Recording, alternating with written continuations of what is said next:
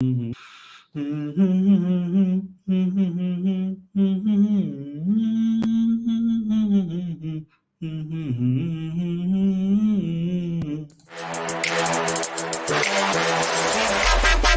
All right. Here we go, back again on the other side of the coin. All right, welcome back to the other side of the coin, ladies and gentlemen. I thought I'll play a little bit of a tune before this news. This news is imminent. We are moments away from Mauricio Pochettino being the Chelsea manager.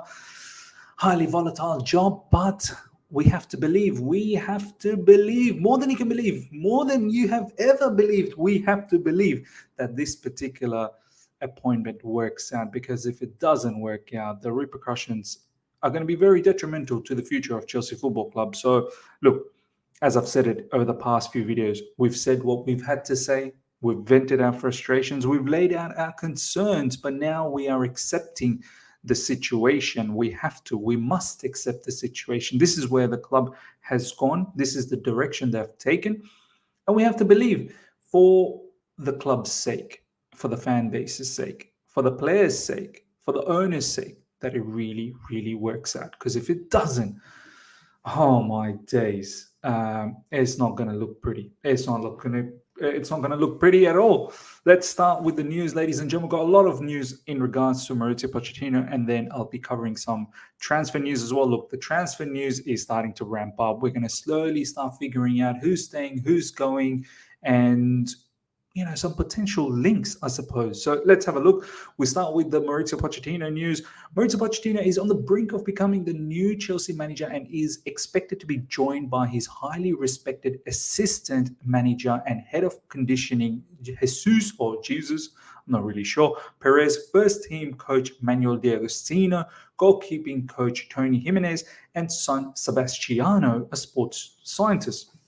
Good to see Mauricio Pochettino's son getting a job as well. I wonder how old he might be, because Pochettino is like 50, so his son probably wouldn't be that old, to be honest. Probably max, 20, 21, 22 maybe, unless Pochettino got married very, very early. Sports scientist, so good to see. Really nice edit here, which I'll probably be using in one of my thumbnails very, very soon. Look, this particular news is imminent. We're moments away. We're moments away from seeing Mauricio Pochettino as being the Chelsea manager. And the only message I have for everyone is let's get behind now. Let's get behind. Let's support. Let's see where this takes us. This has to be a success for us. It has to. Because if it isn't, we're already in a mess. I don't want to think about potentially what it could be if it doesn't, come to fruition, this particular appointment.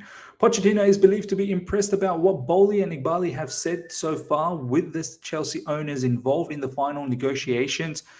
Of course, owners, when it comes to the final act, we fully believe that they have to be involved. They've got to make the final sign-off, so no surprises there. As long as they can somewhat keep away from intervening down the track. Now that hopefully we've got the managers sorted, let the board and Mauricio Pochettino work together and try and rectify the situation at Chelsea Football Club and really get us to a stable situation where we don't have a season like this ever again, where we could potentially come 13, 14, 15. I don't know. We need to be bare minimum top 4. That's a given. And then compete for titles. So let's see if Mauricio Pochettino and the board can propel us to that direction, and the owners can somewhat take a backward step and just let the real man do the job. Do you know what I mean? Mauricio Pochettino has told his staff to get ready for Chelsea. Now, there's a lot of rumors, whether Pochettino is going to join straight away, whether Frank will get sacked. I mean, look, Spurs, I'll be covering Spurs on my second channel, along with Newcastle, how to run a club and how not to run a club. And we kind of fall into the category of, the managerial mess on how to not run a club. But look, at least we've invested. Owners have the right intention. You can tell they've just been naive about certain things, whereas Spurs has just been shambolic. They're about to, they have sacked their interim manager and they're about to get another interim manager. So look, with us, I don't mind. For me, it feels like it's unnecessary to keep Frank Lampard for the time being. I didn't even understand Frank Lampard in the first place, because it looks like Mauricio Pochettino did put his hand up the first time when Thomas Tuchel got sacked, but at that time our owners didn't feel that was the right time for Mauricio Pochettino. This time around, we probably didn't expect to sack Potter. Let's be honest, the owners really backed Potter, and then when we did, we didn't have a contingency plan, worked out at that stage. I wish we had a contingency plan worked out. I wish we knew that, okay, Pochettino is the perfect guy that fits the entire project. So we don't waste time with Nagelsmann and Luis Enrique, because at the end of the day, we saw they were demanding stuff. And Pochettino was always going to fit the mold because he's done this at Spurs. So had that been the case, then Frank Lampard, this interim thing didn't need to happen. Pochettino could have come through earlier, because it's looking like Pochettino might come in before the end of the season, which honestly, I want. I do want that. I want him to get a feel of the job, get an understanding of the players, and figure out who needs to stay, who doesn't need to stay. Do you know what I mean? Early impressions do matter a lot. It's not known whether Mauricio Pochettino will take over immediately or whether Frank Lampard will stay on as planned until the end of the season. This is coming from Guilherme Blug. Hopefully I pronounced that correctly. At the moment it's still up in the air, but I hope Pochettino can come in straight away as opposed to waiting till June or whatever the case is just before preseason. It don't make sense to me. Talk Sports sources understand Pochettino believes he can make Chelsea Premier League title contenders again. I truly, truly hope so. I deeply, madly, truly hope that Mauricio Pochettino does make us title contenders down the track. I think for me, look, I've been very lenient. Next season, my target is if we can get sixth, because this season has been shambolic. I don't expect going from this season to be top four. Who are we going to knock out? Man City's there, Arsenal there. They're probably going to get only better and better, right? Even though I'm predicting maybe Arsenal might have a slip up, but not so much so where they fall out from top four. Man United will get better under Erik ten Hag. Newcastle are going to go pound for pound better as well. Liverpool will get better. So it's very difficult. Spurs probably the only one that I'm thinking will most likely get out of this top four business, might become a top six. So who are we actually going to knock out of top four? It's very difficult. So for me, if we can come sixth, fifth, I think is, more realistic. For me, that'll be, and with a progress, player development, good style of football, I think for me that is acceptable. And then we work on that this season after, where we really start challenging, right? Jesus Perez will work closely with Chelsea's medical department to make sure the squad are in the best possible physical condition. Look, no excuses next season, man. No excuses. None whatsoever. I do not care if there is injuries. We should have quality backup in every position. No talks about how players are not conditioned. No talks about preseason being, wasteful. I need the team to be ultra focused. I need the manager to be ultra focused. I don't want to hear any excuses. No more, man. I've heard enough over the last few seasons. Some valid, of course, but I don't want it anymore. Find solutions when there is excuses there. Like, find solutions, rectify it. I don't want to hear excuses that, okay, this is the reason why we're going to write off another season. No, we're too big of a football club to do that. Poch targets, no names at the moment. Conversations centered around who he wants to keep and who could leave. In any case, Chelsea will go for a new number 6 and a striker. So look, number 6 is needed. No doubts about that. Quite a few number 6s floating around. Obviously, Romy Lavia's name's floating around. Claudio Kone from Borussia Mönchengladbach. Both, very, very fine, young, talented defensive midfielders, could potentially play as number 8s as well, box to box. So there's a lot of room for improvement there. Declan Rice definitely has to be in there as well. I've said this in recent times. Now with Enzo Fernandez there, Declan Rice. And one thing I haven't probably highlighted enough, I'm not really even sure if I've highlighted, Enzo Fernandez being Argentinian, Pochettino Argentinian as well. Like, hopefully there's a good connection there. Hopefully they can really kick things off. And I expect Enzo Fernandez to be a leader from next season. I'm seeing some leadership qualities in him already. So look, someone like Declan Rice will be fantastic. Look, his mate Mason might stick around, so there's an incentive there as well if you want mates rates. But look, in all seriousness, I think we should be looking at Declan Rice as well, knowing that we now have Enzo Fernandez. So I'm absolutely quite fine with that. And he's been doing really well for West Ham, but I don't know whether he's going to come cheap, because West Ham were in the brink of being relegated. Their form was bad, but in the last couple of weeks, they've now, I don't know, out of nowhere, started to produce some results and could potentially even go in front of us. That'll be mad. That'll actually be mad. So watch this space. There's a lot of number 6s out there that we could go for. Plenty of names available. So let's see what we do. We do need to get rid of a lot of players, first of all. Mauricio Pochettino would likely be granted significant funds in the summer. Look, excited, very excited about this. I'm more excited about outgoings. I need the outgoings first. There is growing confidence that talks will result in a successful conclusion. Chelsea have other candidates in case negotiations do collapse, with interest in Kompany, Postecoglou and Arne Slot. Please, I put my hands together. I hope this doesn't break down, because that shortlist, as the dictator Sacha Baron Cohen used to do. Please, I don't want that. Borussia Dortmund is eyeing up a move for Conor Gallagher. Look, if they want him, have him. I don't know why Borussia Dortmund is looking for a player like Conor Gallagher.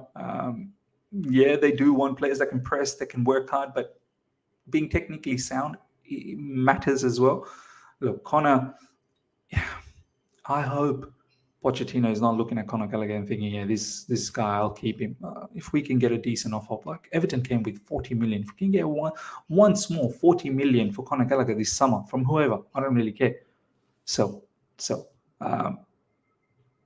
good player with a good heart. A player with a good heart. Yes, Chelsea through and through, but we need a lot more quality. We need a lot more quality from the areas that he's operating in. I know we got so excited when he was playing in Crystal Palace. I got excited as well. I thought he probably would have a lot more technical ability, but looks like he's purely a counter-attacking player who utilizes his pace and that ability to just work hard off the ball a lot. At Chelsea Football Club, you do need to hold the ball. I'm hoping that's how Pochettino will play, where we will hold most of the ball and we'll try and penetrate the opposition. And in those instances, you need a little bit more technicality. You need all of the stuff that he has, but added with technicality. Chelsea have held talks over Barcelona midfielder Gavi, who will also become a free agent this summer if his contract isn't registered, and have sounded out Rafa Leao's situation at AC Milan. In the past week, they retain an interest in Atalanta striker Rasmus Højlund too. Look, there's a lot of hype going on for that Atalanta striker. I don't know too much about him, but there's plenty of talk around him. We'll see whether he's the striker. For me, I'll talk about who I want. Look, if Chelsea need a striker, we're going to get rid of a lot of the front men. We need a striker. Victor Osimhen's name is the prime candidate, prime suspect. He's the best one at the moment, but he's going to cost a lot of money, so I'm not really sure whether that's going to happen. As I said, I've got my man lined up, which I'll show. I don't know too much about this guy. You let me know about this. I think he's Danish, Rasmus Højlund. Let me know. Look, Rafael Leao, he's sensational. I know that. I've said it in recent times. Well, I've said it previously when we were linked with him, that he's a talented player. There's certain things I don't like about him, though. He seems like a bit of a moody player. If he's not interested, then he won't perform. Do you know what I mean? I've seen him for AC Milan where he's disinterested. I've seen him for Portugal where he's disinterested. He's not someone who's going to week in, week out, match in, match out. But when he's on, when he's interested, you best believe he will rip up the opposition out. Is that due to immaturity because he's young? Maybe. Once again, I don't see how this happens. We've spent so much money on wingers. I don't know whether we're going to spend even more for Rafael Leao. It looks like he's on the verge of signing a new contract with AC Milan. So let's see what happens, but I'm not too confident about this. Gavi, another one. I'm not too confident. I think Barcelona will do their level best to make room for him. He's Barca through and through. I know there is an opportunity this could happen. I was more thinking this would happen if Luis Enrique became the manager. Now there's talks about Mason Mount potentially staying. Similar kind of a profile, Mason Mount, Gavi. If Mason's staying, I don't see how we go for Gavi. As I said, there is an opportunity being a free agent. I think Barcelona will do everything their level best to keep him. I know Barca's going for Messi. Messi is looking imminent to return back to Barcelona, but I think they're going to get rid of a whole heap of other players before they even think about potentially getting rid of Gavi, because he's an academy player. So all they need to really think about doing with Gavi is just, get that first team contract registered by La Liga. Chelsea are believed to have expressed interest in signing Wilfried Zaha on a free transfer. Look, I don't know where this news is coming from. This particular brother seems to be, linked with us and many other clubs every single season, every summer. Do I think he's a good player? I think he's a good player. I think he's physical, he's fast, he can score goals when he's on, just like I mentioned about Rafael Leao. He's very, very entertaining to watch. He's temperamental at times. Can pick up that odd yellow, red card here and there because of his temperament. But look, what is he now? 30? He's going to be 30. Yes, he brings experience. On a free, I guess it doesn't hurt. If we're going to get rid of quite a lot of players, look, it all depends how many players we're going to get rid of up front. Callum Hudson-Odoi's name's going to be there. Raheem Sterling's name's getting thrown around. Christian Pulisic, Hakim Ziyech. So there could be, I think it all depends on Sterling in this case. If Raheem Sterling ends up leaving, then we could potentially pick up someone like Wilfried Zaha on a free. Once again, on a free, I don't know how much it could hurt. But apparently he's eyeing up some European, competition. He's eyeing up clubs that have European competitions available for them next season. So we're not going to have European position. So I don't know. I don't think this is too serious either. This is just, as you know, transfer season is just around the corner, and all these news are floating around. But this, ladies and gentlemen, will potentially happen. Alba has to leave, and I think the club that is most interested in him is Barcelona at the moment. Understand Pierre-Emerick Aubameyang remains Barca's list as backup striker for next season. Alba will leave Chelsea. He'd love to return to Barca. He's spent a lot of time in Barca, dressing room since he's been abolished, celebrating with them. Deal will depend on financial fair play. Vitor Roque, always been the favorite option, but difficult due to high price. This is my man. And I think this guy, under Pochettino, I'm very, very excited. I'm very excited. Pochettino's, track record shows he's good with young players. This is one guy who I think could potentially be his Harry Kane of Chelsea Football Club. Not in the same mold, but I'm talking about the same situation. I think Vitor Roque is far more mobile. I think he's more in the mold of Aguero and Luis Suarez, the way he moves, taking nothing away from Harry Kane. Unbelievable striker. And the things that Harry Kane is doing now is as a playmaker as well. Do you know what I mean? Not just someone who can score goals, someone who can create a lot of goals too. Very, very smart. But Vitor Roque, if we can line this particular striker up with Pochettino and work for the future with him, Vitor Roque, I think that's my man. Ladies and gentlemen, let me know your thoughts on everything we've talked about. Pochettino situation is imminent, so get excited, get behind him. And a whole heap of transfer news that we've gone through. Conor Gallagher, Aubameyang, Wilfried Zaha, Gavi, this, that, the other. Let me know all your comments in the comment section below. Hope you guys have enjoyed this. Smash the like button if you have. If you're here for the first time, subscribe, hit the bell notification to stay in touch with all my content. I shall see you guys for tomorrow with another live stream. Till then, see ya.